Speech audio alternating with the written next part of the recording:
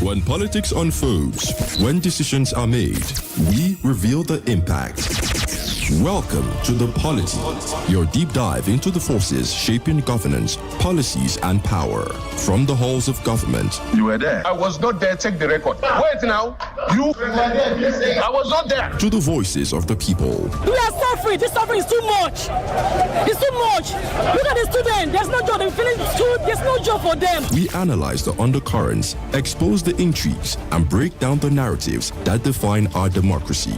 Dr. Tony Olisa Mbeki, delivering razor-sharp analysis, and Ibuka Franklin and Chisom on the question wheel, driving the conversation. We bring you the most compelling discussions on governance, policies, and power plays. Stay informed, stay engaged, stay ahead. The Polity, every weekdays at 9:15 a.m. Exclusive on Udala 104.7 FM Onitsha.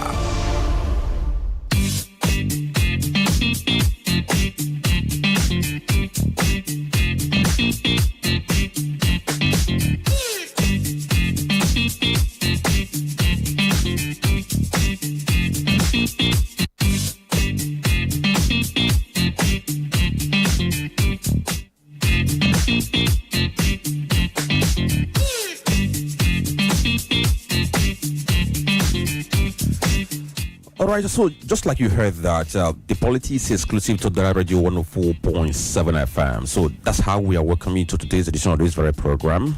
Today being the 3rd day of June 2025. Welcome to the program where we get to bring you updates regarding development in the country, the way they are captured by various newspapers, and then from there we'll form our analysis and conversations. Okay, it's now 17 minutes past 9 a.m. and we're going to begin this very conversation. By the way, go to our Facebook page, Udala Radio 104.7 FM, and then follow this very conversation. You can watch the conversation at the same time. Drop your comment. Don't forget to share the post and like the page. On Instagram and YouTube, check our channel at Udala Radio, and at the same time follow this very conversation live, watch the video. And for you to, like I do tell you all the time, that you have to press the notification button so that when we post videos, you'll be able to get notification and catch up with whatever you have missed out. My name is Franklin Ebuka, and once more, good morning and thank you for joining us today.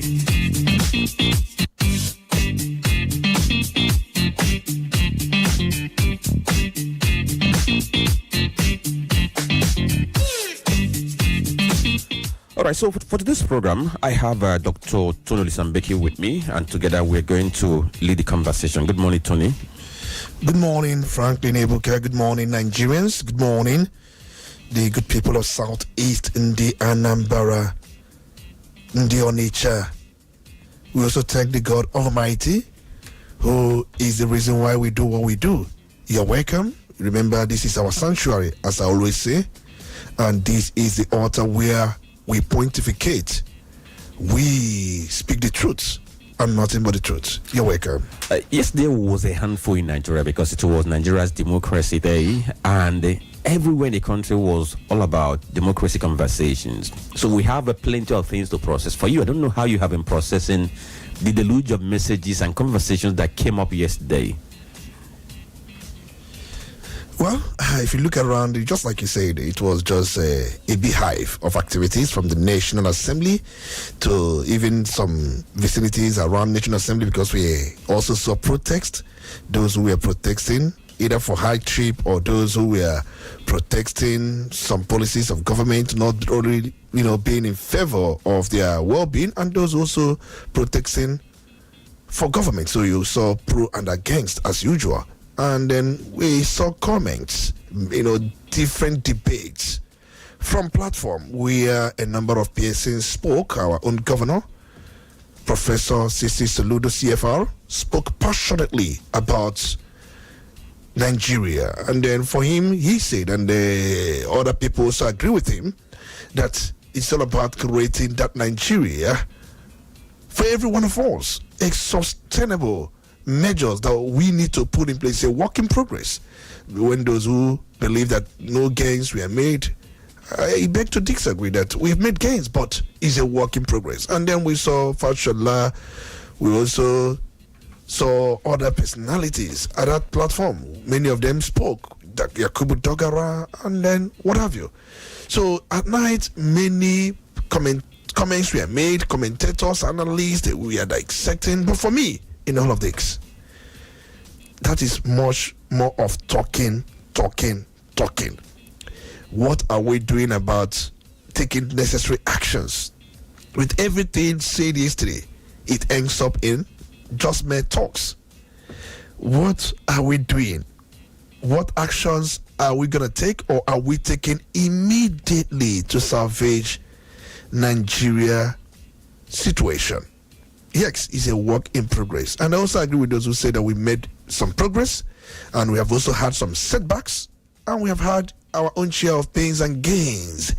But the whole thing will be the way forward. So it boils down on everyone, not even the elites. So, and there are a lot of things that happened yesterday. I believe by the time we get there, we're going to talk about it. Maybe the Mr. President's speech and so many things that happened. So, it was a kind of robust argumentation, debate, discourse we had yesterday. Okay, so the point is that let's move from talk and get to work. That's exactly what the preaching is all about. And just like you mentioned, the protest that happened yesterday, the people who were behind the Take Back Nigeria movement, they plan to have the protest in about 20 states or thereabout across the federation.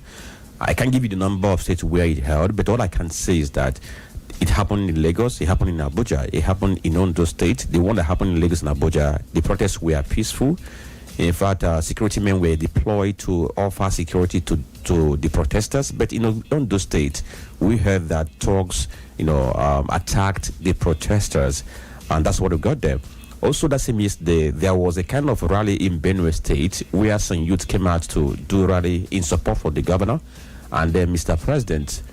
But at the end of the day, the crux of the matter was, asking that insecurity in that state should be reined on so that people can go to bed and have their two eyes closed. So that's what we can get from Benue. So for now, we have to get to the papers. Let's see what the papers are saying and know how they captured the events of yesterday.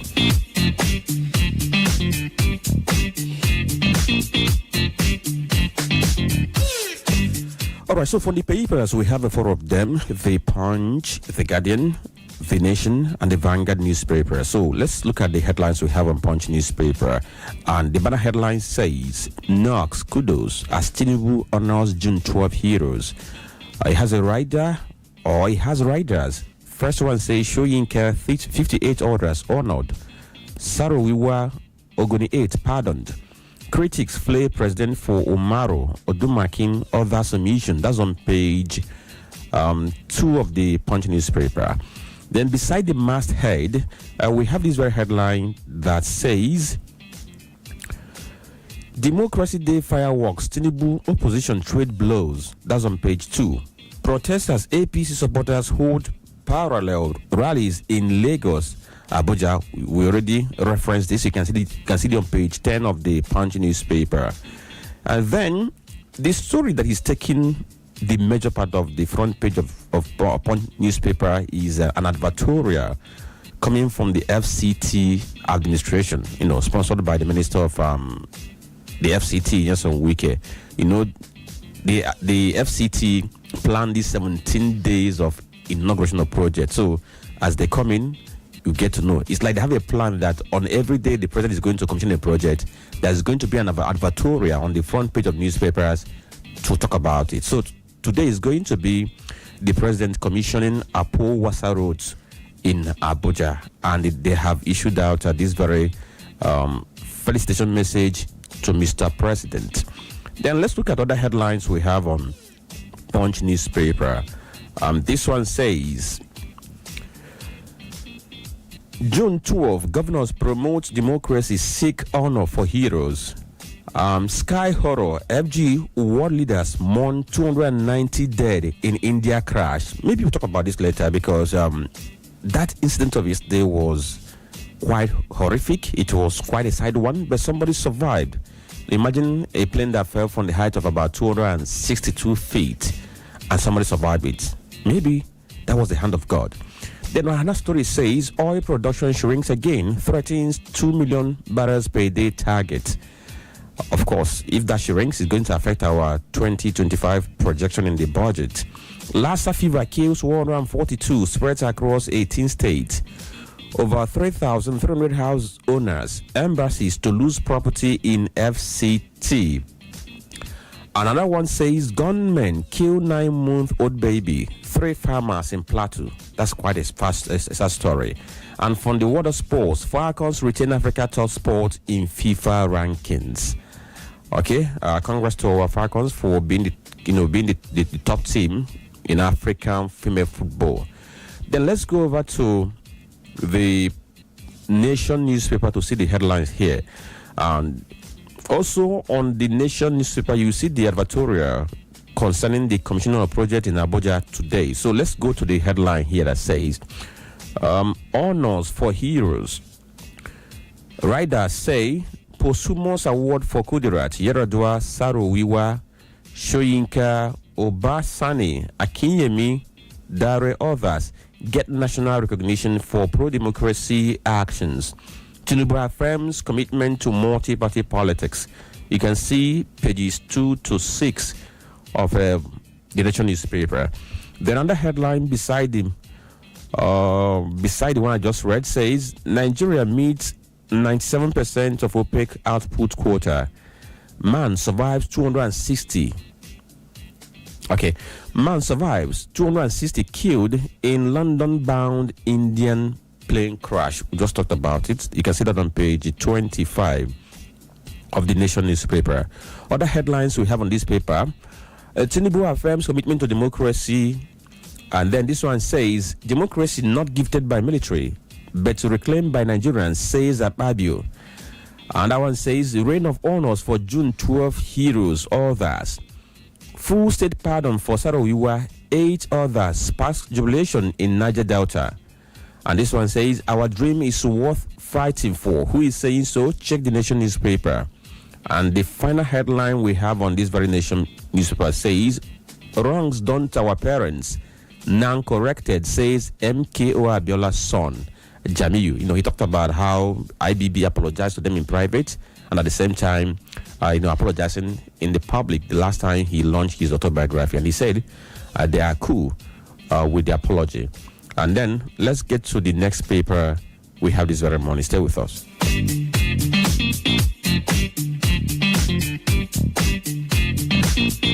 Now on Vanguard newspaper, the advertorial I talked about is also there. Then above the nameplate you have, I don't view one party state as good for Nigeria. Tinubu, you can see that on page 5 of the Vanguard newspaper. He has riders, says it is in order to see opposition in disarray. Reels out achievement in 2 years. Tinubu has transformed decade Nigeria at Babio. Another headline says Tinubu celebrates Vanguard publisher Sam Amoka at 90, confers him over 60 others with national honors. That's on page 9 of the Vanguard newspaper. Another headline says IBB apologized to Woos for annulling June 12. Abiola's son, he's the one saying so. And the other headlines from Vanguard newspaper says crisis in opposition akin to hand of Esau, voice of Jacob, PDP replies Tinubu. June 12, thugs attack disrupts democracy protests in Ondo. India opens probe into London-bound plane crash. These are the headlines we have on Vanguard newspaper. We're going to go over to the Guardian newspaper and see the headlines we have here. So from Guardian newspaper, we have this headline that says President, Nigerians differ on progress, impact 32 years after. It's all about the democracy that happened yesterday. Reactions have continued to come in. NNPC remits 4.7 trillion naira as all revenue shortfall hits $5.7 billion. That's on page 3 of the Guardian newspaper. NNPC remitting money. They said they're going to make it transparent. Perhaps They have started doing that now. Let's see how they are going to sustain it. June 12, Soludo Fashola Jega advocates electoral reforms, national rebirth. You can see that on page 3 of the Ghana newspaper. One passenger survives as plane crash, kills over 260 in India. That's on page 2 of Ghana newspaper. Then, Democracy Day, Tinubu honors Alex Ibru, Kudirat, Wosu, Akinyemi others with national awards. See page 9 of the Ghana newspaper. Abiola family seeks legislation to institutionalize June 12. That's on page 5 of the Ghana newspaper.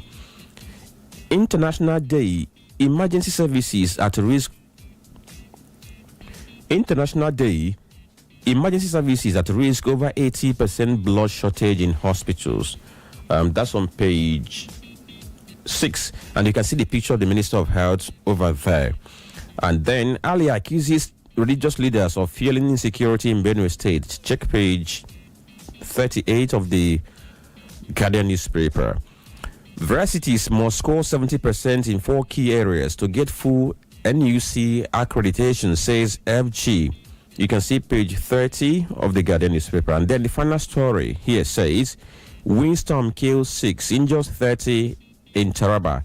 That's on page 38 of the Guardian newspaper. So you can check out these various stories and see what they're saying.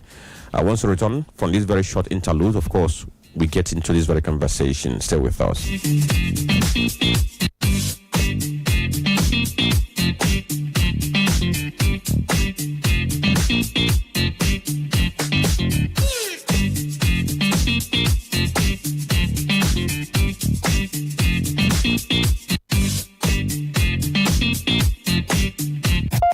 You're listening to the Polity. Get involved now.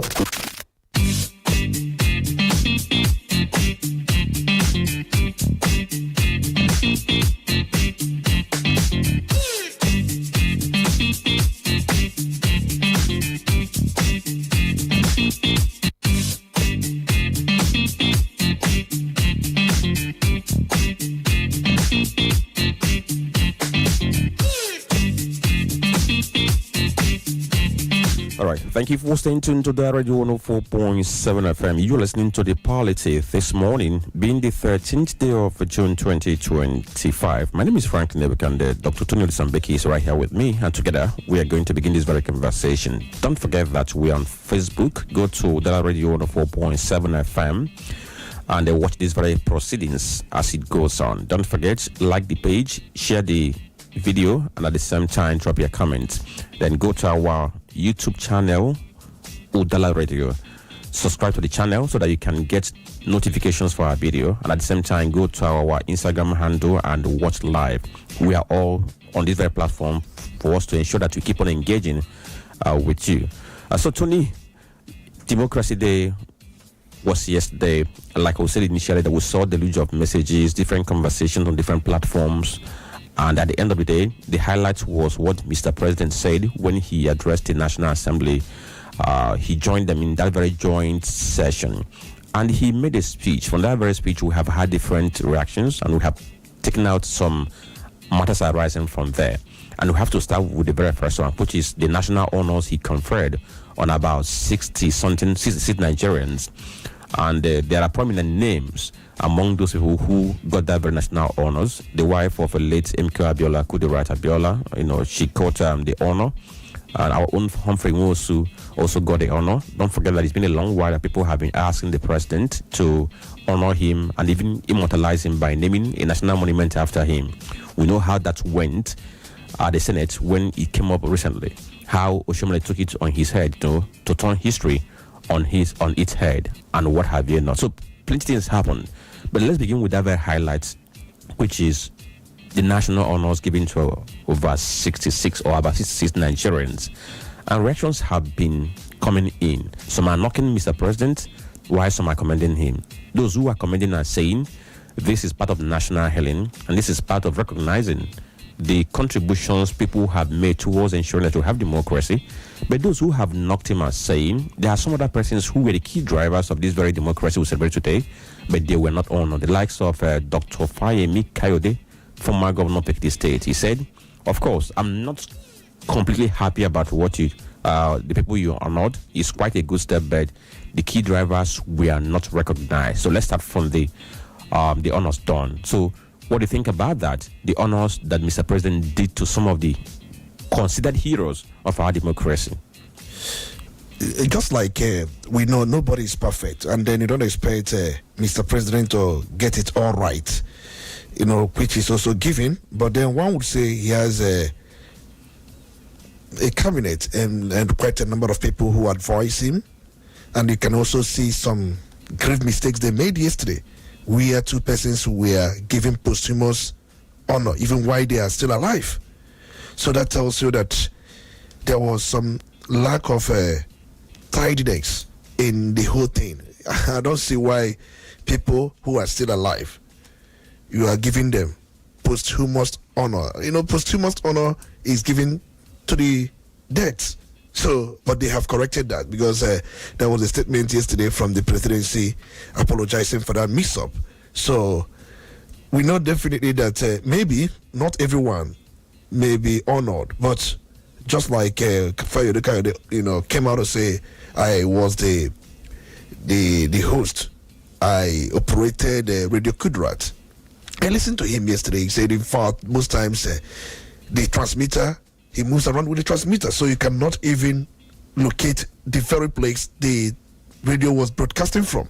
So because it was a mobile transmitter, and he risked quite a lot. And if he had been arrested or seen or caught, he would have been arrested and probably would have been executed. So he felt that his own efforts were also not rewarded. But let's look at what Mr. President said yesterday. Quite a lot of things. Just like you said, we're going to begin with the honor, as you said. But before the honor, let's quickly run down the highlights of his speech so that we may not take much time to go back to his speech. In fact, his speech, if you look at the highlight of his speech, one has to do with the tribute to June 12 heroes and national honors, which we're going to come back to.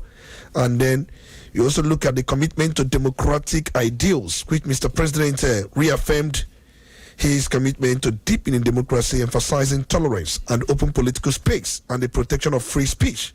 In fact, if I'm to quote him, he stated, "Call me names, call me whatever you will, and I will still call upon democracy to defend your rights to do so," urging lawmakers to embrace dialogue and civil liberties. In fact, when he made that very statement, all of them started clapping. Mr. President is saying, call me names. I'm not going to torture you. I'm not going to arrest you.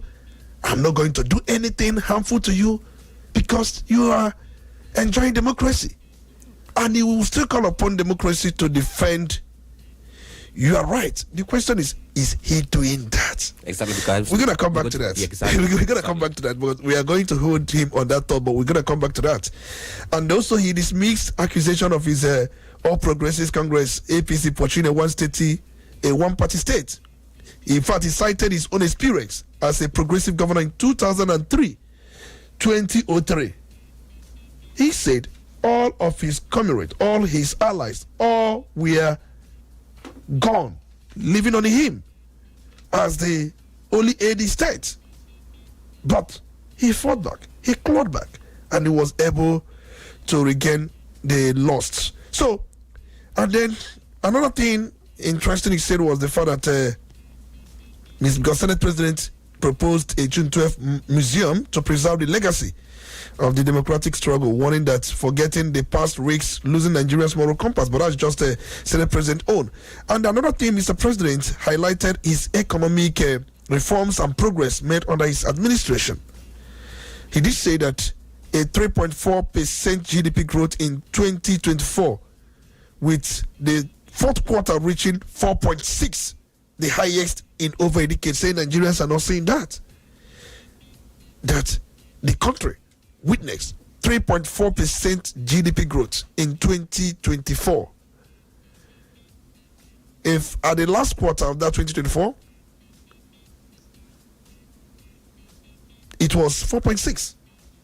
Now, he thought about that inflation is easing, that the food prices are stabilizing, a strengthened naira, that naira is also being strengthened, a kind of 5-fold increase in foreign reserves. That foreign reserve in Met had increased 5-folds. We're going to come back to that because our role here as members of the media is not just only to fast check most of these statements made by Mr. President and also speak the truth about them.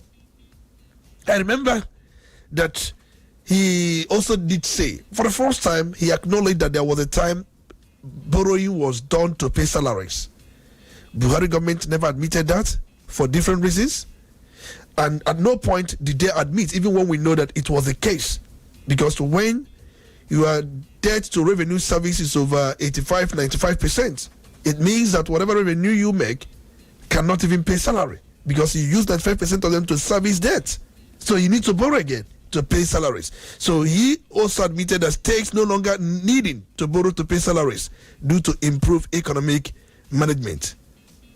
I also listened to him when he addressed ongoing reforms to correct structural imbalances, emphasizing that a shift from over-reliance on oil, a point relevant to the user query about oil exploration in Ogoliland, which stopped in 1992. We're going to talk about that. Yes.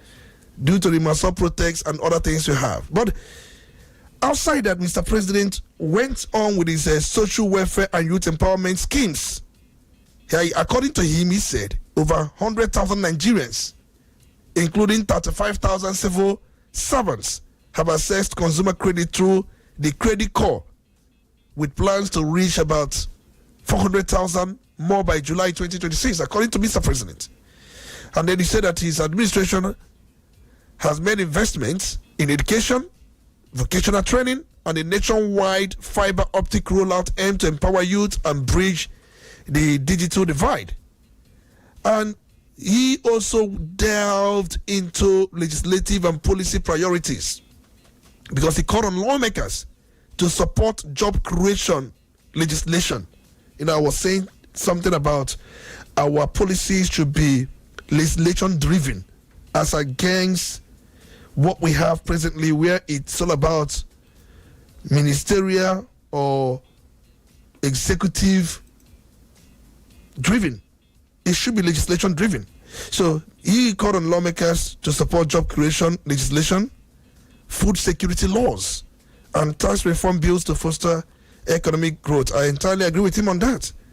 And Mr. President went on to emphasize the need for a new democratic compact that decentralizes power and addresses regional disparities, particularly in the Northeast and Northwest, though he offered no specific roadmap to that. When he talks about regional disparities and at the same time the issue of decentralization of power, if there is such legislation on these things, Mr. President, can you sign them? One thing about speech is that most times these speeches are made to arouse, to activate that feeling we usually have. Now we have mentioned this. Can we give flowers to the speechwriter? Because when I was going through the speech, it was like somebody talking to me directly, and I felt the connection that the writer was able to put in that very speech that he wrote.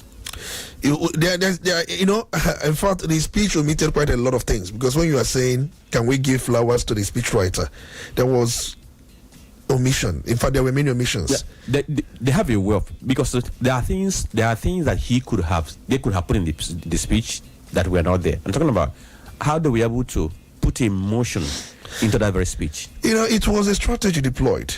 It can deploy that strategy. So that's we've seen that. This is not the first time. We've seen that. In fact, even when Caesar was killed, this speech rendered by Antonio was emotion filled.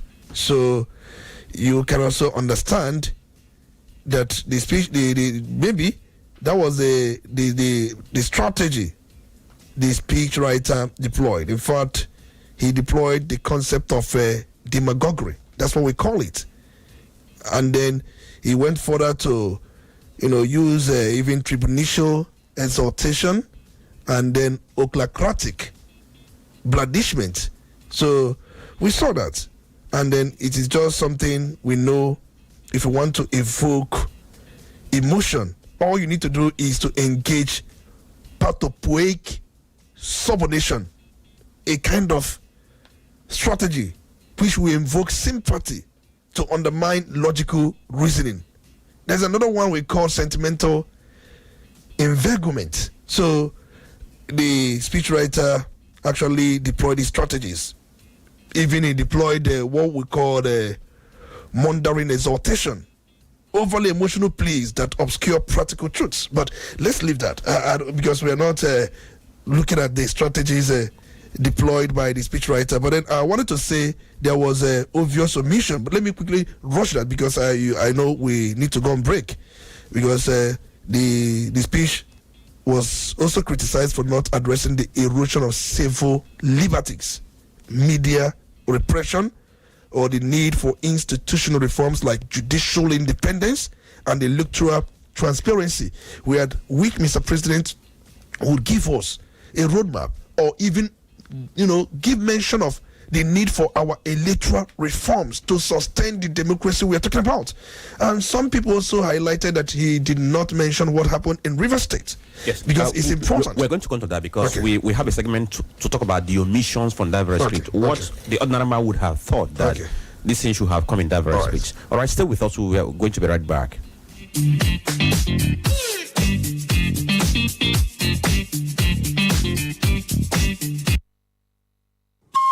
Udala Radio, 104.7 FM.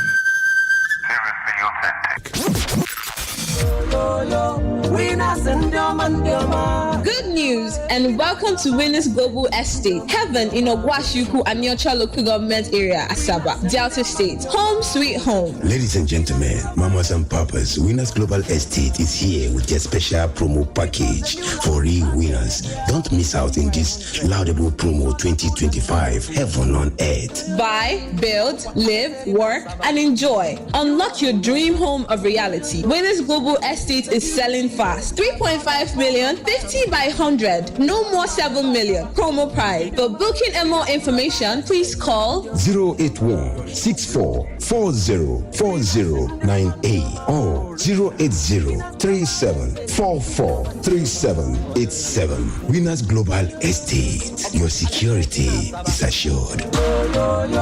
Winners and Winners Global Estate.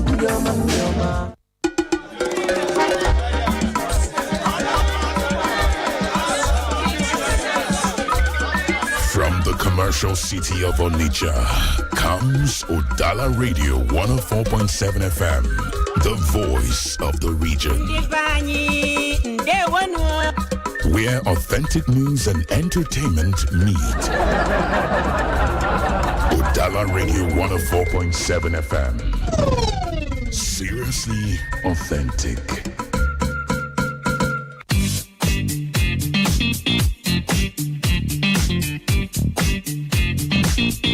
All right, thank you for staying tuned to the Radio 104.7 FM. You're listening to the Polity this Friday morning, the 13th day of June 2025. My name is Franklin Lebekan. Just to let you know that you can even go on TikTok and follow us, and at the same time enjoy our content because we are on every social media.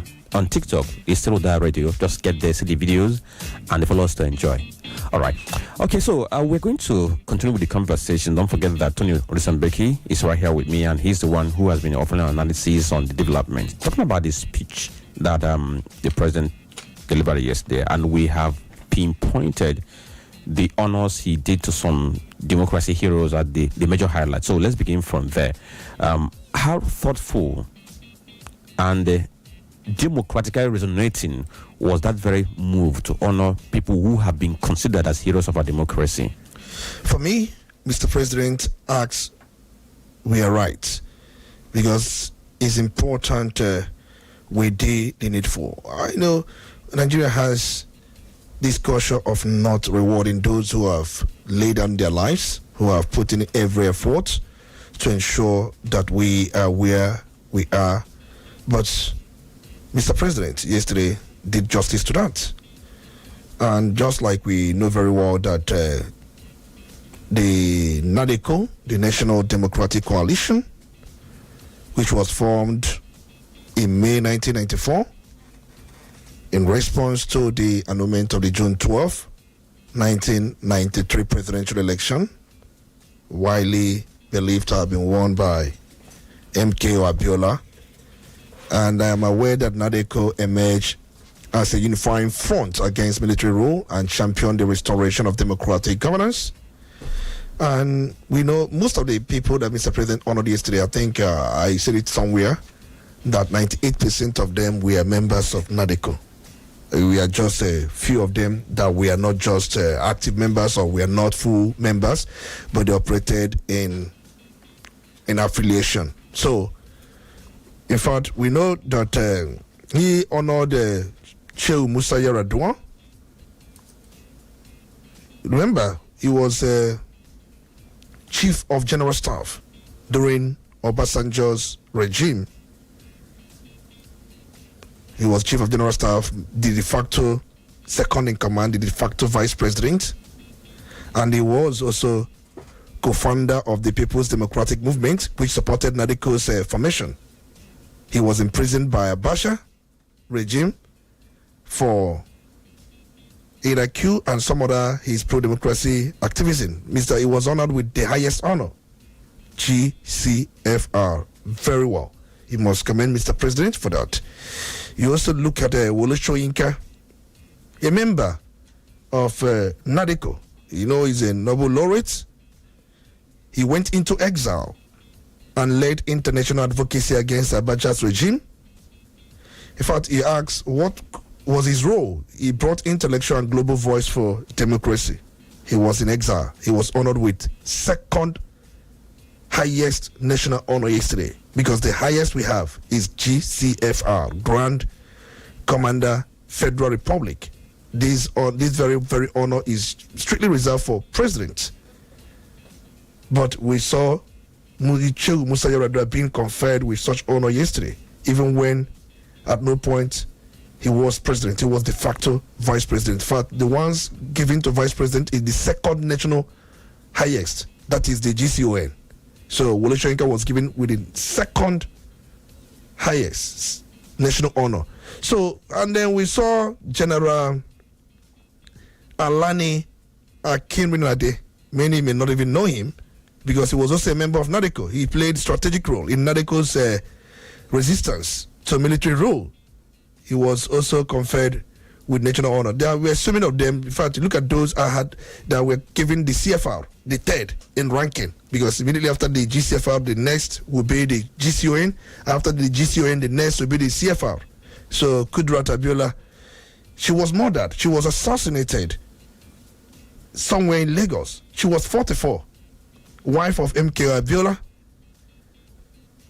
You know, I remember she was also a mobilizer and financer of NADECO. One thing we should know is that many of them were actually assassinated. Many of these democracy or pro-democracy activists, they were assassinated, but just as Mr. President was actually weeping yesterday that many of them laid their lives to see to the restoration of democracy. But remember, NADECO was actually fighting for the mandate of Abiola, because Abiola was believed to have been given a mandate by Nigerians, which was stolen by the Nigerian government. You know, he was arrested immediately. He declared himself the president in 1994 in Lagos. So, and we saw other roles played. In fact, Alfred Rwani was also assassinated. He was a key NADECO member. In fact, he was their major financier. He was assassinated in 1995. He provided both financial and logistical support for NADECO operation. Remember, their meetings, they were moving from house to house, from place to place. They never had a single place where they had their meetings because of the fear of the military. So he was also conferred with the CFR. You had Bola Ige, who was not really a member of NADECO, but he was an athlete. He opposed military rule and supported June 12. So he was rewarded. Pa Ruben Fasoranti, CFR. I think it was one of those that was given posthumous, and he's still alive. That was a mission, but the government has apologized for that. You have Senator Abu Ibrahim, not really a member of NADECO, but he supported democratic transition. He was conferred with the CFR. I know about Senator Ame Bute. Remember, he was the Senate President. He was Mr. President, Senate President, because during this NADECO period, our current president was a senator. And the Senate President then was Senator Ame Bute. So he opposed military rule, even as a Senate President. And then we also have somebody like Professor Bolaji Akinyemi, a pure and full-time NADECO member. His own was strategic effort for June 12 mandate. So he was conferred with CFR. So I think these are those conferred with CFR. Then the next in rank will be the CON. Immediately after CFR in ranking, then the next is CON. Humphrey Nwosu fell into that category. And remember, there had been this argument over giving him a national honor and then naming some places after him. Remember, Oshobole's strong critic against that, saying that he couldn't lay down his life. So why would he honor such a man who, in the heat of the struggle, chickened out, ran away? And we know the statement we made against Adams Oshobole, that this man, because he was stopped by court from continuing with the announcement of the results, and there's no way he could have gone on to denounce court order. He couldn't have done that. But later on, he later published the results. So in that line, people said he could, because if he had been bought over by the military, because there were attempts that the election could not hold, the Supreme Military Council that decides everything at that point insisted it was likes of Humphrey Nwosu, who was also a member of that Supreme Military Council, because he was not a military man, but because he had a role to play. He was involved. And he made a strong push that the election should hold. Even when they got order, a group manned by Aton Zeribe got an order that the election would not hold. He defied that order. I remember the then Attorney General of the Federation, Ambo. So let's not go deep into some of these things, but it is right that Mr. President, it could be for political reasons, conferred him with the honor. I had thought he would have given him CFR, not CON, because he later went into exile. He played a key role, because if you're looking at those who were the real actors, if you write about June 12th, he was one of the real actors. So I thought Mr. President could have given him CFR instead of CON. Give him, but there's a way they say it in Igbo. I thought Naimbad was, but he was remembered. So that is for Humphrey Nwosu. I remember about Admiral Ndubisi Kanu, a pure NADECO member, former military governor, and a strong anti-Abacha. In fact, he opposed Abacha. He doesn't like when he never liked Abacha for anything. He provided strategic leadership for NADECO. And then Ken Sarowiwa. But we know his own was pro. In fact, you remember what happened in Ogoni. It was a way to pacify the 9 persons that were killed by General Sani Abacha in 1995. So, and then, just like you talked about Sam Amokapemu, a pro-democracy journalist who supported press freedom during June 12 crisis. He promoted democratic values through media. He's 90, just like you pointed out earlier on. Then we have Femi Falana. Femi Falana. He was also a NADECO affiliate. We know he's human rights and democracy advocacy. So even Bishop Hassan Matukuka, remember he was secretary during Oputa panel in 1999 when Obasanjo instituted a panel for reconciliation.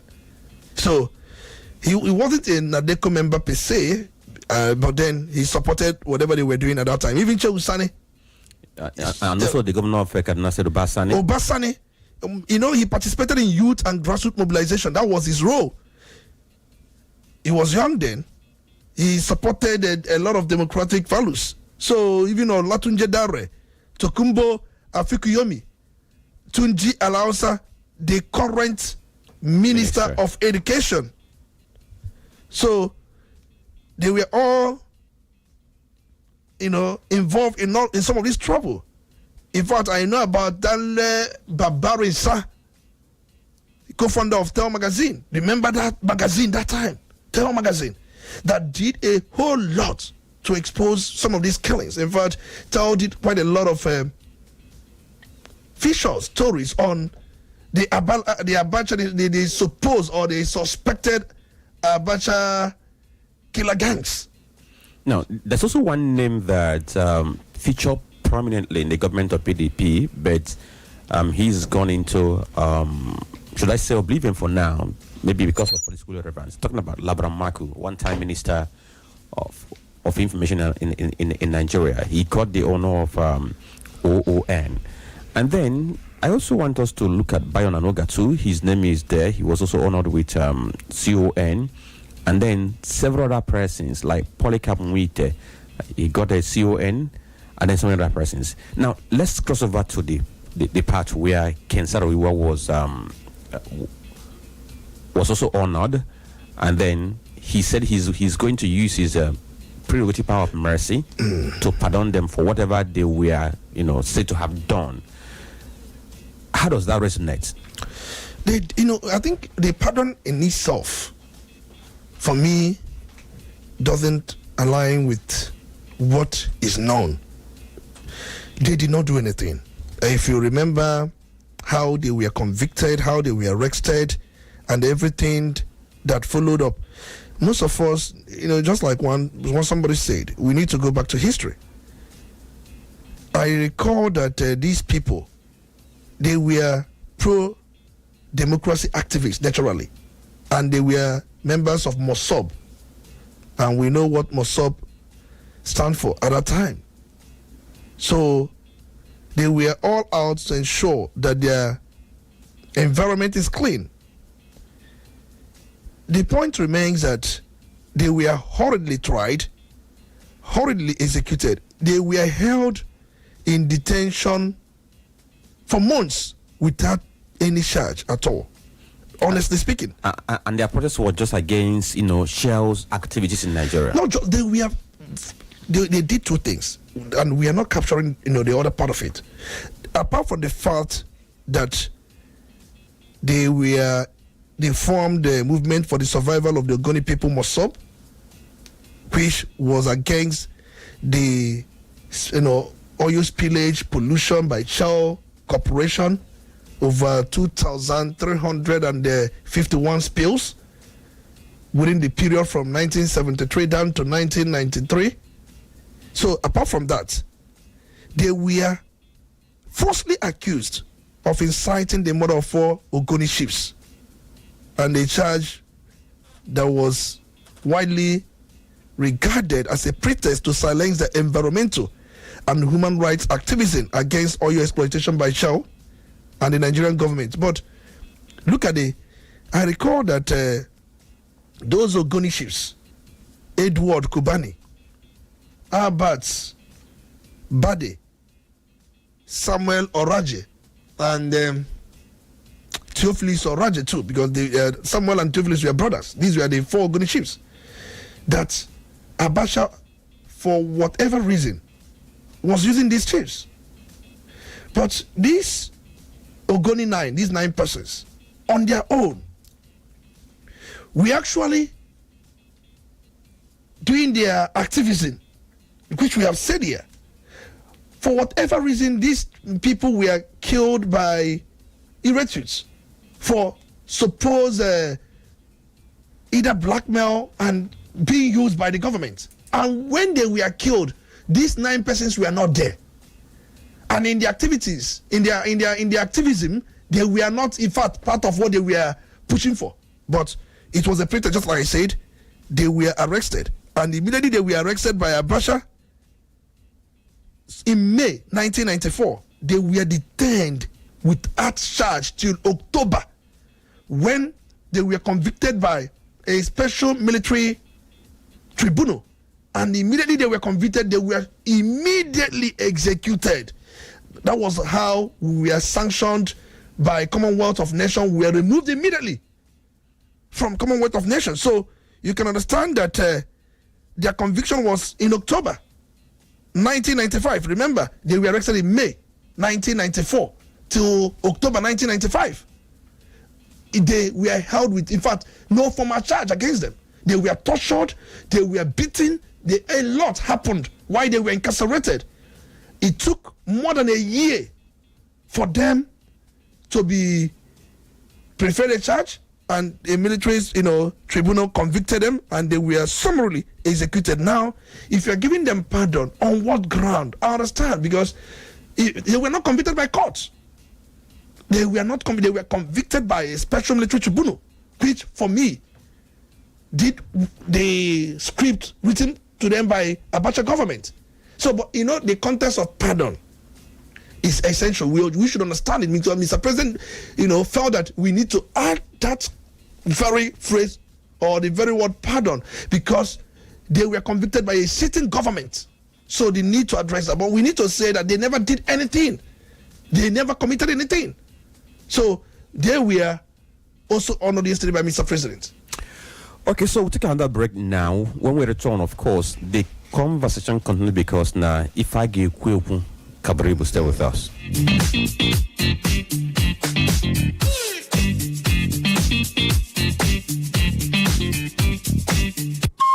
Udala Radio, 104.7 FM. Your number one quality bread. Wendy's bread. For your family breakfast. Wendy's bread. Wendy's bread. Mama, papa, they like Wendy's bread. Number one chicken and Wendy's bread. Even children, they like Wendy's bread. Wendy's bread. Number one in town. Wendy's bread. You get it better, tasty, we go sweet your belly. Wendy's bread. Wendy's your bachichoma. Wendy's bread. Number one, the champion. Wendy's bread, your number one tasty bread. You can contact us on our official address, 2nd Business Park, Enugu Road, GRA, beside CPS, Anambra State. We also have another branch at St. Michael Plaza, Atani Road. Also contact us on 070-1149-1571. Wendy's bread, your number one tasty bread. Wendy's bread. Udala Radio, 104.7 FM. Seriously authentic. You're listening to The Polity. Get involved now. And of course, this program is for you and us who are right here, because you have to get involved at the right time to join this very conversation. You are listening to The Polity on Udala Radio 104.7 FM. And we are looking at developments that emerged from that very 2025 Democracy Day, which was marked yesterday. In fact, the highlight was the speech which was presented by Mr. President when he met with the members of the National Assembly yesterday. And we have seen plenty of matters arising from that very speech. So we're going to continue on that very line so that we look at all this praise. So for the case of Professor Humphrey Nwosu, former chairman of NEC, which actually conducted the so much celebrated June 12, 1993 presidential election.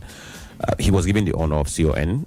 Does that assuage the yearnings of many people from the Southeast who have been calling for him to be honored and immortalized? To an extent, he has really assuaged that the call, but remember, it is not just to honor him with the national honor.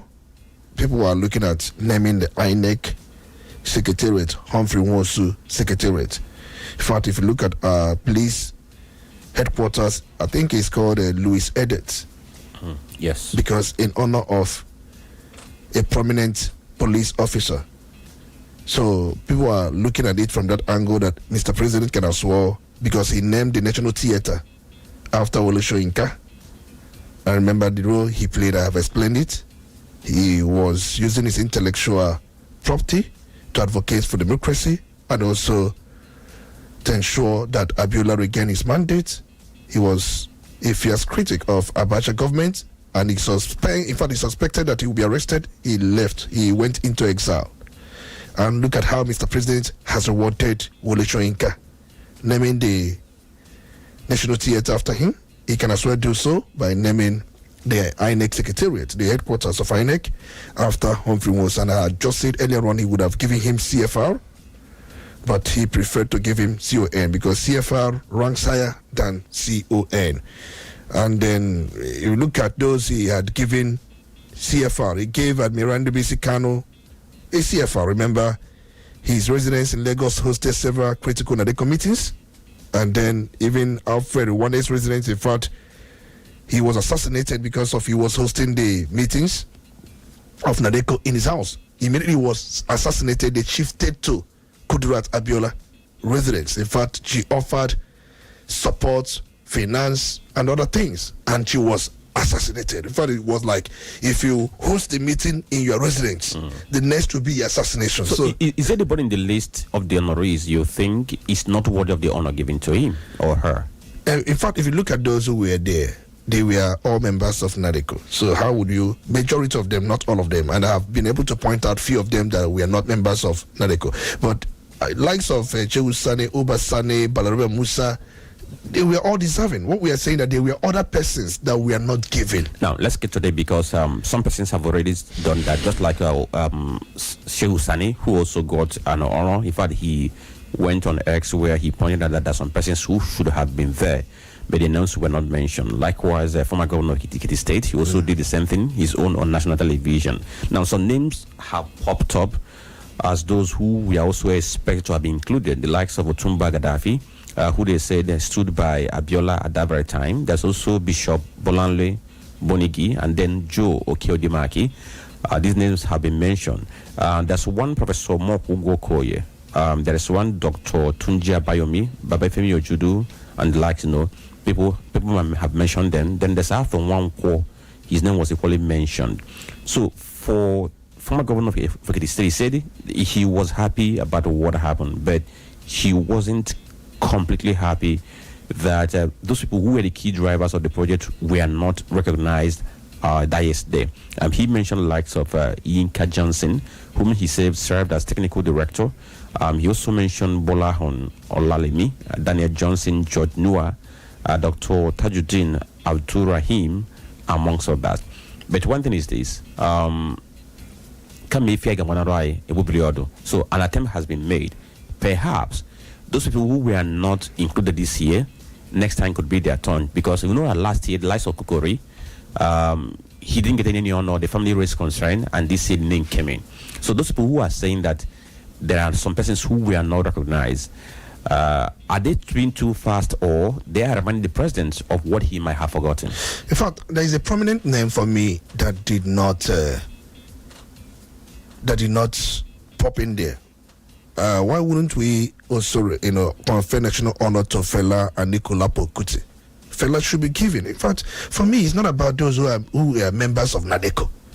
And remember, Mr. President was also a member of NADECO. And recall, in fact, NADECO was formed by likes of Chief Anthony Nehoro, and then Alfred Rwane, Abraham Adesinya, and so many of them. These were people that at initial stage came together to form NADECO, where others started joining, Admiral Ndubisi Kanu, and so many of them. So, in fact, they were, Mr. President, would I say, not, fellow members of NADECO. So he rewarded them very well. But there were those who were not members of NADECO that also in their works, in their rhetorics, in their actions also fought for democracy. And just like I said, we can as well look at giving Fela, who did a beautiful work. He fought different military governments, right from Obasanjo, IBB, Fela. So he should also be remembered. In fact, just like they remembered his brother, Dr. Beko Ransom Kuti. So even our own Olisa Abakoba here from Onitsha, he should also be remembered because he's a founder of Civil Liberties Organization. He championed civil rights. He, using his legal acumen, denounced militocracy. So for me, Just like I always say, in fact, Dele Momodu was among them, and he said if his name had been mentioned, it would have been an embarrassment to him. I don't know, because he's playing partisan politics. Dele Momodu, I know at that point, also used his media advocacy to champion some of these things. He should have also been there. Forget what he says now. He's a member of PDP. So even Ndokai Rebel, I didn't see his name. Ndokai Rebel, even in fact, even to the Thompson, I didn't see his name. And nobody's talking about Delegiwa, who was murdered. Delegiwa did so much through his publication.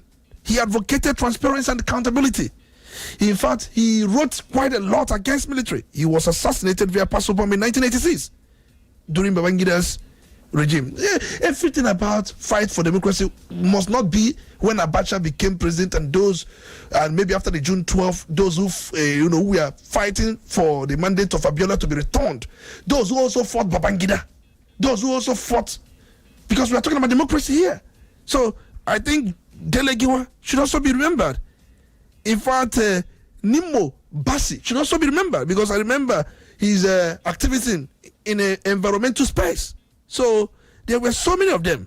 Okay. In fact, there were some media houses that should also be remembered. Just that you don't give national honor to, you only give it to a human being, not organizations. Yeah. So it's important we remember some of these things. So the fight for democracy is not about those who fought Abacha, who fought to ensure that Abiola's mandate was returned. We are also looking at those who fought Babangida and also Obasanjo and even Murtala Mohammed. So let's for that this very perspective on the misses from that very speech, because we just highlighted people that some persons could have thought that their names could have been mentioned too for this very honor. Okay. But there were other misses that have been highlighted by some other persons.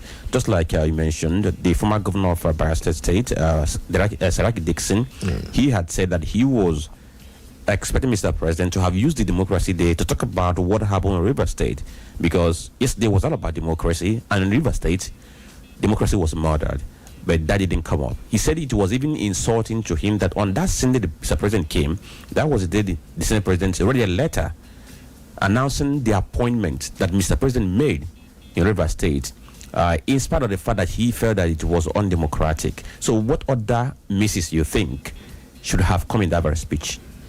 Just like I pointed out earlier on, Mr. President, just like we've known, did not tell us, using the Democracy Day to let us know how democratic what happened in River State by removing a democratically elected government, bringing a military administration in River State. It mocks everything, because you must practice what you preach. Mr. President is preaching democracy. Somebody was thinking that if Mr. President had come to the National Assembly yesterday and announced that, that thing that happened in River State is ending today, that would have been the major highlight of the yesterday's event. I think it would have been, but even at that, it would have been more like damage control. That's what mainly would term it, damage control, because we are doing democracy commemoration and you are now trying to use that period to, people will read political meaning into it, but he omitted it. He never mentioned it. In fact, he didn't want to bring it, because you can't be a democracy apostle, a democracy knight, somebody who pontificates democracy, but you brought military into a given state because of issues already in court.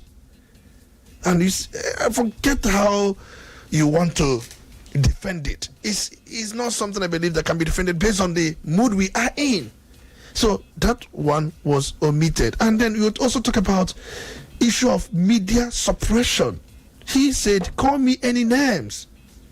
Call me by whatever name. I will still defend your right. Call upon democracy to defend your rights. We've seen situations these days, Cybercrime Act is being used to hunt journalists, to silence them. And we have done extensive work by bringing some of the hidden provisions of this Cybercrime Act of 2015. Where everything that seems, we've done it here, so there's no time going back about it, because Mr. President, in the spirit of what he said yesterday, he should also call on National Assembly to repeal that act. That act does not have any spirit of democracy in it. If you do anything that causes anxiety or inconvenience online to anybody, it becomes a crime. You'll be arrested, put in detention, charged. And if you ask police will tell you this is your law. And interestingly, that's yesterday, just like from the headlines we reviewed yesterday, we could see that the likes of US, Canada, Switzerland, a couple of other countries, they made mention, or they talked about that Cybercrime Act that yesterday that will mark democracy. They're telling you that they have seen how it's being used to, to muscle voices of dissent. That is just that. In fact, I didn't even know that some of these persons you talked about made comment about this. We can't have that kind of cybercrime act when we say we are practicing democracy.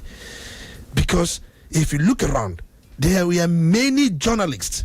You talk about Daniel Ojukwu was arrested sometime around May 1st, 2024 in Lagos by the police National Cybercrime Center over his report on alleged procurement fraud. You talk about Fisayo Soyumbo. There are so many of them. Dayo Ayeton. There are many of them. Even Precious Exe of news platform. Ibrahim Hamza Muhammad. So many of them. So if the president is going to live by what he say, call me names, you had a space. If he's going to live by name, he should ensure that if you feel that by the virtue of what somebody has said, is it verbally or whether written, what you have to do is to go to the court and claim damage. And in fact, anything about this shouldn't be criminal. If anybody feel that he has been harangued or his character has been assailed by anybody, it's gonna be a civil issue. It's not going to be criminal. Don't see, we should repeal that law because that law in itself is anti-democratic. Where if I call you for whatever name, you resort to the Cybercrime Act, involve police, I get arrested, I get detained, get tortured, it's no more democracy. So it should be a civil matter. If you feel that anybody is assassinating your character, calling your name, go to court. Now let's go to politics. Or political aspect of this very conversation. From what happened, the pardon that he talked about is going to grant to Ken Saro-Wiwa and the 9 others. People said, we're trying to read political meaning into this, or political stroke economic meaning into this. Perhaps he wants to use this to penetrate the Niger Delta. He might have appealed to their sentiment with that. Then somebody also said that the honor done to Humphrey Nwosu might also be an appeal to the Igbos, to see him as somebody who is very open to the Igbos. And then that would going to lead us to the other part of this, which he said he is not in any way intending to have one party state, that anybody is, that he won't even try because of his background, his antecedents. But if you fail to do the work to put yourself in order, that he's going to revel in your disarray. For whatever reason you ascribe to whatever Mr. President has done, you are entitled to it. There's nothing he will do now. Reasons will not be deposed to why he did what he did. So, for those who are saying Humphrey Nwosu was to appeal to Igbo, Ogoni land was to appeal to the people of Ogoni. Remember, oil exploration stopped there as far back as 1993. And remember before then, the environmental damage devastated Ogoni farmlands, rivers, health, with over 2 million barrels of oil polluting the region from, I think, 2,976 spills between 1976 down to 1991. And there was protests coupled with international pressure and massive ultimatum to oil companies in 1992 to pay royalties or leave. In fact, it led Shell to stop operation. In fact, many of them came on their own when government could not come in and ask these oil companies, you have to pay royalties for them to survey their environment. And they won the court case outside the country. And Mr. President had made his intention known for us to go back and start oil exploration in Ogoni land. So he has been long stopped. So he's trying to soften the ground. Definitely. Even what he did is long overdue. He has done what should be done because before he had meeting with Ogoni stakeholders. And then there was a cleanup exercise that the Buhari administration wanted to. They couldn't do it. It was a facade. Twice. If there was a time Mr. Buhari, the former president, was built to be Goni, I think he went there. But at the end of the day, nothing came out of it. But Mr. President, looking around, he studied everything. And he felt that there are a lot of complexities. One, human factor, environmental factor, the people, the stakeholders, so many things. So he has started working on all of these factors. So give him kudos. So whatever attribute you give to him that he wants to, we need. We don't have, there's no way we have some of these things right in our soil and we are not making any good use of it. All right. So we also have the leg of him saying that the reforms of his government, are beginning to yield results. We're going to look at that, but that will be after we must have opened the phone lines to take conversations from the people who are listening. But I just want to read this out before we begin to take these very calls. Okay. Talking about what he said regarding the rumor that he's moving towards one party state. He said, "At this point, I plead for your indulgence so that I may put a terrible rumor to bed. To those who ring the alarm that the APC is intent on one-party state, I offer you a most personal promise. While your alarm may be as a result of your panic, it rings in error. At no time in the past, nor any instance in the present, and at no future juncture shall I view the notion of a one-party state as good for Nigeria. I have never attempted to alter any political party registration with INEC. Equally, my friends, we cannot blame anybody seeking to bail out a sinking ship without a life jacket." He said, "Look at my political history, blah, blah, blah, blah, blah, blah." And then where I'm going to now is where he said, now he said this, political parties fearful of members leaving may be better served by examining their internal processes and affairs rather than fearfully conjuring up demons that do not exist. For me, I will say, try your best to put your house in order. I will not help you do so. It is indeed a pleasure to witness you in such a disarray. I said it the way he said it. Yes, I think he's being honest, but then the idea where he said that he wished for one party state, that he never wished it, that look at his political history, but it is a pleasure to witness you to be in disarray, because if you're in disarray, it becomes advantage for him. So just like if you come to a football match and your team, if they have a number of players who are injured, it becomes an advantage to the opponent, and they would also want more players to be injured. So he is just playing his political cards very well. And he said it is a pleasure for him to witness you in disarray. But remember the argument that he implanted this problem in most of these parties. P2B said so. And then for having Wike in PDP, and then look at Abure now. His colleagues are, in sync with APC. So you can understand. But remember, in fact, if you look at these defections, many people who are defecting massively, what is actually the case? Look at, as we speak today, the governor of Bayelsa State is being put under pressure to defect. He wouldn't say there had never been any pressure. There are pressure. Look at what the acting PDP state chairman in Bayelsa did say.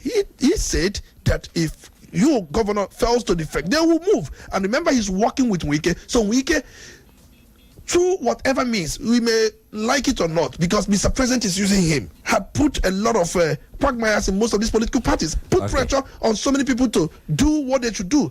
It is on Bayelsa State Governor, and we learned he's planning to defect to APC. All right, so from Tony Okudova, 0803-221-6973, 0803-827-6694, 0803-827-6694. You can get across to us. Please don't forget that we have the rules. Good morning. Hello. Good morning to you. Yes, good morning. Thank you for calling. This is Honorable Monday Johnson. Mr. Speaker, Olisa Mbeki, good morning. You're welcome. It's good to have you. I have, I think, two questions for you, Dr. Mbeki. I listened to you when you talked about the Ogoni people that were executed, how Abacha tried them through military court or tribunal. I want to ask, please, can you highlight us a bit about the constitution that was existing then because I know 1999 Constitution amended started in full force after 1999.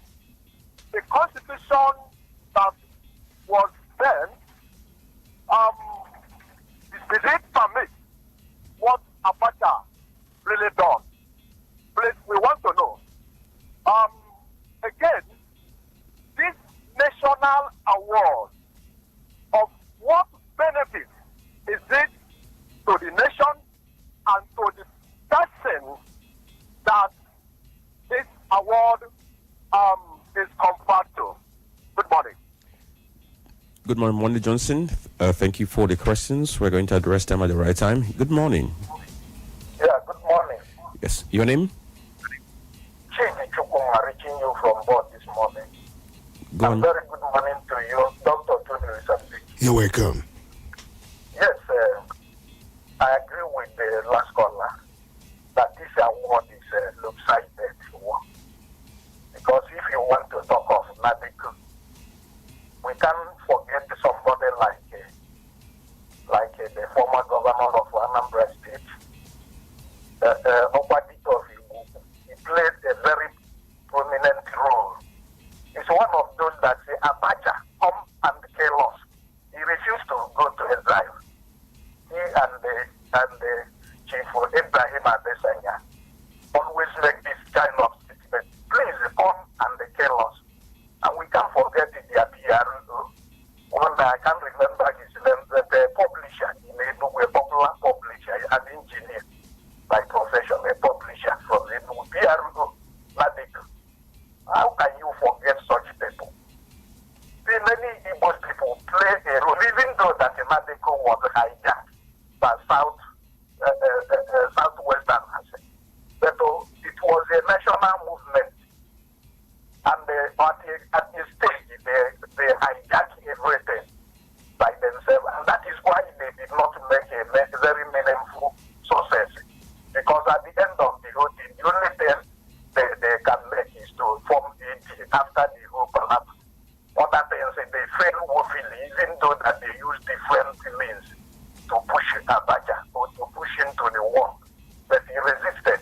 So, if you want to give a award, you remember so many people.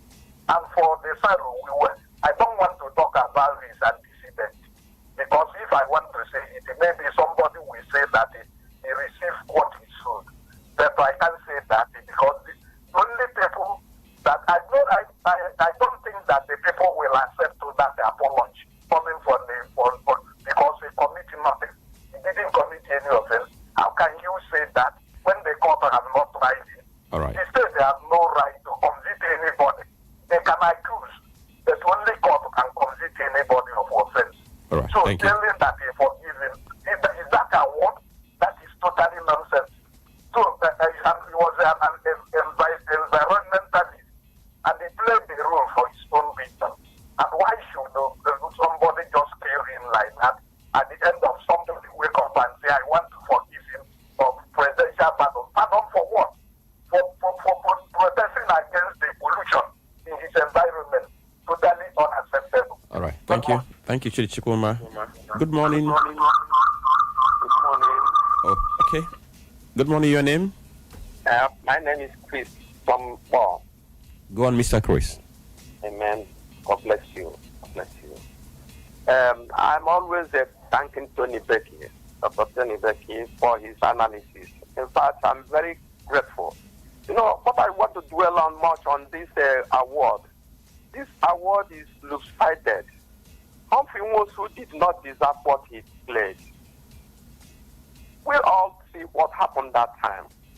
Humphrey Nwosu is the man who made Abiola what he is today. If Humphrey Nwosu did not announce that result, if he had just, swept it off under the carpet, nobody would have known that Abiola won the election, regardless of saying that is this and that. Today, see what Igbo man has received. He received what he did not deserve.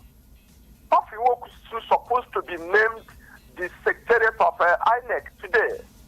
He is the one who strongly, even without fear, without all the odds, the military, he announced the result. If he had not announced the result, Abiola would have known that nobody would have known that Abiola won the election. Backless. So today, see how Igboman has decided and put CON. What is CON? What Moses is the man who played the real architect in that 1993 June 12. He's the one. He's the one who stood on his ground and announced it. We are not children. We know what happens, but it has come. All right. It has come. Thank you. So, thank you, and God bless you all. All right. Thank you for calling. Good morning. Hello. Hello. Morning, sir. Good morning, your name? My name is Buchi. Buchi from where? I am calling from Omaba. Go on, Mr. Buchi. Yeah. Am I speaking to the radio? Yes, you are. Thank you. Good morning to everybody. I personally don't think there is absolutely nothing to celebrate. We can't be talking about celebrating democracy when Nigerians are killed in their sleep. We can't be talking about celebrating democracy when we can't even feed ourselves. Some families eat only just once a day. And our president is talking about celebrating democracy. Let me tell you the truth. So long as we don't find a way to choose our leaders, revamping INEC, so long as the political class have become the master, and we the people become the servants, we can't make a headway. We must find a way to choose our leaders. The political class are no more afraid of the people because they know that it's not the people that choose them. They buy their way through. So our democracy, there's absolutely nothing to celebrate here. So long as all these things are not put in place, we have absolutely nothing to celebrate. Thank you. God bless you. All right. Thank you for calling. Good morning. Yes, good morning to Franklin, Dr. Olisa Mbeki. Good morning. You're welcome. It's good to have you. Thank you so much, Honorable DK. I'm from Onitsha. Go on. Well, just like our callers have said, and just like you have analyzed, President Bab, the last time I checked, even borrowed more than the two past presidents of Nigeria. And what are we really celebrating? Are we celebrating the administrator in River State? Are we celebrating the 21 billion unaccounted money for subsidy? I don't really understand what we are celebrating on that part. So the fact remains that Nigerians need to take a stand. In the sense that what is even doing this award to me, I think if you are receiving an award from Ghana or even from Rwanda, I think it's better off for you than receiving an award from a corrupt institution, a corrupt setup. The likes of Chino Achebe, the likes of mentioned them, Dora Akunyili of the blessed memory, such will never accept any award. And these are men and women we need to honor. If you must have to honor anybody, all these are our students that is doing great in diaspora should be honored. No, I'm even, I thought it's even mind-boggling that likes of Wole Soyinka mention all this mockery, all these people are, in fact, they have just shown that they are nothing but psychophants. Because these are men that occupied Nigeria in 2012 against all when things were very uhuru. When everything was uhuru for Nigerians. released. Today, reverse is the case. So if anybody is telling me that he's doing well in the economy, please let those people advise him to account for the money for the subsidy. You can't be making trillions in subsidy and you are giving governors peanuts, or maybe you increase the allocation by 2% or 5% and you expect us. You want everything has to be transparent. Okay, but DK, when you say he's giving governors peanuts, is that correct? Because allocations are shared based on the sharing formula. You know why I call it peanuts is this. I think when you look at the amount of money we are making from subsidies, which is unaccounted for. Now, where is he getting the money to give them? Now, if assuming we are making trillions of dollars or millions of dollars in subsidy, and he increase the allocation, which is a statutory right of every state. He's not doing them any favor. It's the right of every state. Now, you increase it by, let's say, 5%, and the whole Nigeria should be boiling. Everybody should begin to sing your praise because whereby we cannot know the actual amount that we have gained from this subsidy. I don't know if you are getting the. That's why I call it the peanuts. And even those who are, singing the praises of some of these governors, dissecting here and there, it's none of our business. You can decide. Thank you, DK. Thank you, so that we can take another call. Hello, good morning. Good morning. Hello, good morning. Good morning, your name? Franklin, good morning. Good morning, your name? My speaker, Olisa Mbeki. Good morning. This is Akamere. I'm calling right now from Figi. Go on. I want to react to this democracy we celebrated yesterday. I want to say that we don't have democracy in Nigeria. Why did I say that? I want to tell us that, one of the benefits of democracy is for the people to be allowed to choose people that will rule them, that will govern them. But we'll find out in this part of the world that it is our leaders that choose it for us. Like, if you go to all our markets in Anambra State, you will discover that we are having a caretaker committee. I want to make it easy to answer this question. This caretaker committee, is it good for our democracy? Like I remember one that is happening at Obongo. The chairman there, when the people, they called for emergency meeting, the people were asking him, telling him to do account of his stewardship. What he told the people is that he can't do any account to us. That it is the government that fixed him there that he will do account. So this technical committee, is it good for our democracy? Thank you. Okay, thank you. Your question has been noted. Like I told others that we're going to respond to your question later. Good morning. Good morning, Good morning. Yes, good morning. Your name? Dr. Olisa Mbeki. You're welcome. It's good to have you. I am Udala now. I'm calling from FM Onitsha.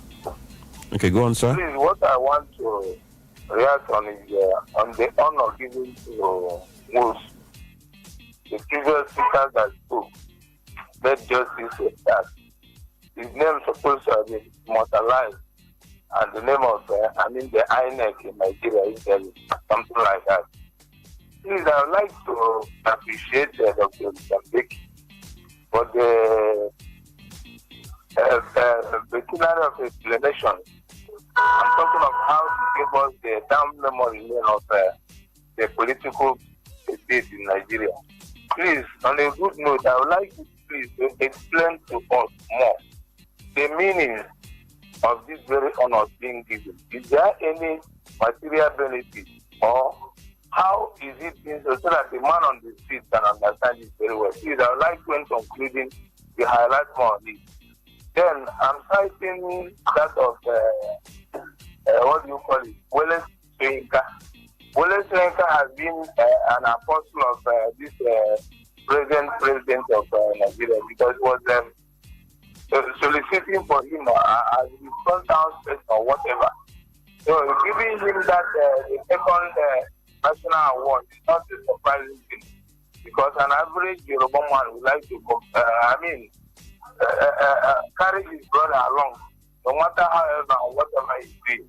So that's what I'm saying. And the basic thing the president of the Nigeria should have done, to alleviate what he has been saying about the touch the present situation of political atmosphere in River State. You could have done something there, using it as a parameter or a criteria of getting to people, not to correct or to corroborate the essence of democracy in Nigeria. All right, so that's, thank you. Thank you for your input. Good morning. Good morning. Okay, your name? My name is Ignatius Okoye from Mauritian Kingdom. Okay, good afternoon. Good morning, and my speaker, Tony Mbeki, good morning. You're welcome. It's good to have you. You see, you have no democracy in this country. Let me say this. A country that has no strong institution, they will not have rule of law. Anything will be happening in that country. The president can wake up one morning and dethrone any person that he wants to dethrone. And this is what happened in the River State. If you have strong institution, he cannot do that. Who have rule of law? He cannot do that. Since APC got this government emerged, they start destroying this country. Even during the Buhari regime, the red chamber was invented by masked men, DSS masked men.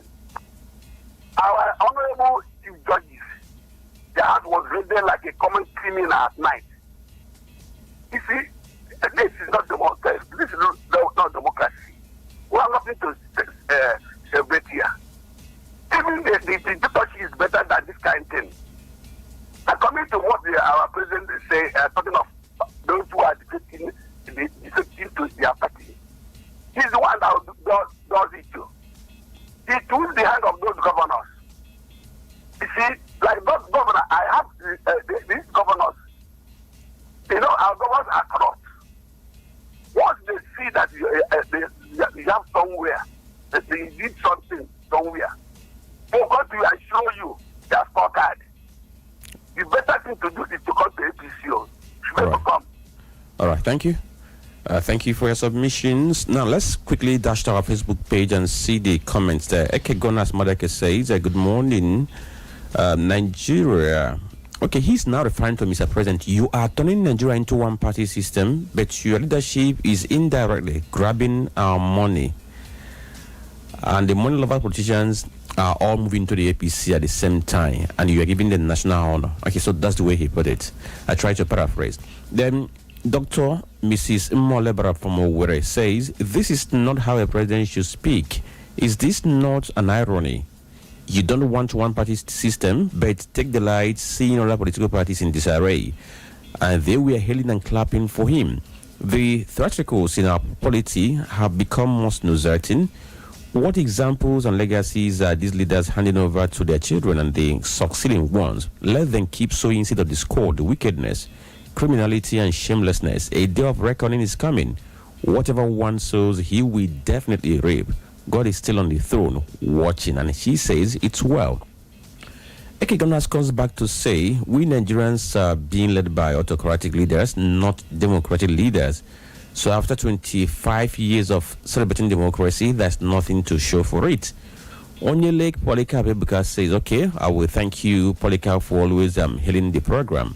Ogo Chukunenye is watching from Bida Road, Onitsha, and he says, I'm with you guys. We're also with you. Obuneme Anabwa says, Nigeria has no democracy. What we have is autocracy. That's the way he put it. So we thank every one of you for the comments you have dropped so far. And of course, there are some of us we're going to acknowledge from our video. And then that will be all. So, Tony, we have several questions to respond to, and we have to do that in 2 minutes, but that should be after this very commercial.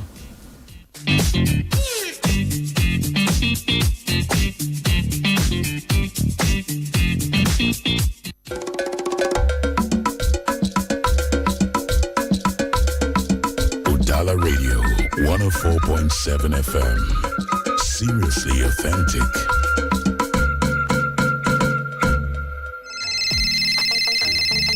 Hello, Philip. Guy, how far now? It's 11:45. What's up? I beg, no vex. My landlord locked me for outside, though. Again? No vex. I beg, have you come sleep for your side this night? Omo, my babe, they around, though. But nothing do you. Try call celebrity landlady. Guy, serious now. Celebrity kini. Celebrity landlady. See, with celebrity landlady, you feed on landlord with just 100k every week. Nah, lie. I go lie for you. Not true. You can own your dream land with just 100k weekly.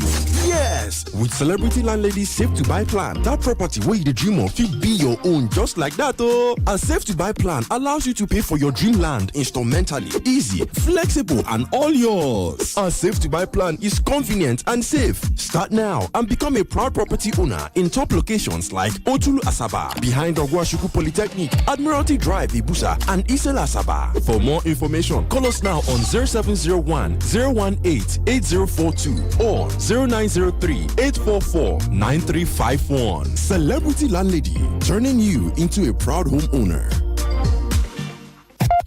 You're listening to The Polity. Get involved now.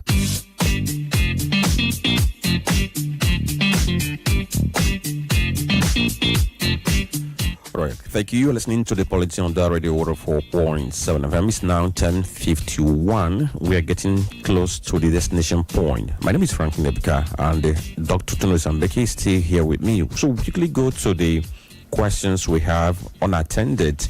Let's attend to them before we get to leave. So some of the questions, somebody talked about Okwa DK, not being mentioned. I think Choko mentioned that. Then I think Monday Johnson talked about, he asked about what benefits is national award to the nation and then the recipients. Some other person asked about caretaker committee we have in different markets in Anambra State. Are they good examples of democracy? And let's address this very one before we now get to others. I think let's begin with the first question. I think there was the one you omitted. I'm able to pinpoint it. I have them here just for us to address. Okay, because the Monday Johnson asked what benefits the national honor, what benefits do the recipient take home to? But at the same time, you also asked the constitution based on Ken Saru, why they were taken to the military tribunal. Why were they not taken to court? Was it that we don't have court or the constitution? I think let me begin with that. First, the constitution was suspended in 1983 when General Muhammadu Buhari military junta took over power. So there was no sign that the constitution was returned. So till 1995, when these people were tried, we had penal code, we had criminal code. These laws were still in existence, and in the courts we are functioning, and we also had case law, laws, cases decided by Supreme Court, so we call it case law. So we had some of those things then, and then in fact even 1979 constitution was still referenced by our courts, especially during enforcement rights suits. So they still reference constitution even when it was suspended. So but the Armed Forces Ruling Council, as it were during the time of Abacha, the edict and decree made by them cannot be challenged in any court. So they made it, known to even all the courts. You cannot challenge any decree or edict made by the Armed Forces, ruling, force. But the point is, they never wanted to take Sarawak to civil court because they could have used the criminal code to try him, because the issue there was murder and other things, but they felt that the court will not do their bidding. Rather, they set up a special military tribunal to fast track his execution, which they eventually did. And somebody was saying that what he saw was what he read. Kenuli being seen, Sarawiwa, many are still not happy, especially those from our own side, because of he fought for the Nigerian side during the Civil War, and he feared that if he had not done so, there would be another domination by the Igbos over his own ethnic group. But the point remains that he was rewarded because he was administrator of Body Island during the war, and then some properties. Let me not go deep into that because of time. So the next question was the benefit. If you go by the national Order Act of 1964, Section 5. The material benefit, there is no financial benefit. I remember the Padma of India, they have the, financial or monetary benefits linked to the award, but we don't have such. You'll be given a plaque, you'll be given a medal, and then these are some of the tokens you'll be given. And then for those who come to the rank of CFR, you will be given access to government facilities like the VIP lounge, and then some other, in airports and all that. I think there is a country that they will give you traveling allowance each time you want to travel if you come up to a particular category of the honors, but we don't have some of these things here. I think the much we have is the medals, the certificate, the plaque, because during the conferment ceremony, the president will give them certificate signed by him, and then the medal, which he will put on their neck, and then the plaque. That is one. And then for some that are within a particular rank, they will be given special access. If you come to airport, in fact, in any government facilities, for mere being somebody who is a honoree, you will be given access. You will be treated with courtesy. You'll be treated with respect. No government, once you are honoree, you can't be hunted, you can't be treated like a commoner. So you'll be given that respect. So that is much. I can talk about such benefits. So quickly before, because we're out of time, the question about caretaker committee in markets, whether they are democratic.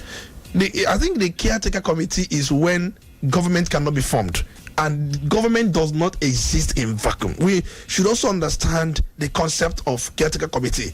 When there is need for government to be formed, and for whatever reason, government cannot be formed, somebody must take leadership, the role and the responsibility of leadership. So it can't fall into vacuum. So if you ask, is it also in line with democratic principle? It can only be in line if that caretaker is there for a limited time to ensure the conduct of election. So we've seen situations where either court case will prevent election and somebody's tenure elapses. If a court case prevents an election to be conducted based on litigation and somebody's time in office has elapsed, there will be need for caretaker committee based on the litigation going on. All right. Also, so for us to leave, Chino, BS, Bro Steve, Emme Jr., and Frank Zichuku, and the next gunners, we thank you all for watching on our live video feed. Thank every one of you for all you have been doing, because we are here is because you are there. Exactly. So Tony, we have to leave. We have to. So we take a bow from the sanctuary. We have to take a bow because this is our altar, and we believe we have said everything we know to be true and nothing but the truth. All right. Thank you for listening. My name is Frank Nebeka. Good morning. If I had known the life I was searching for was already my own.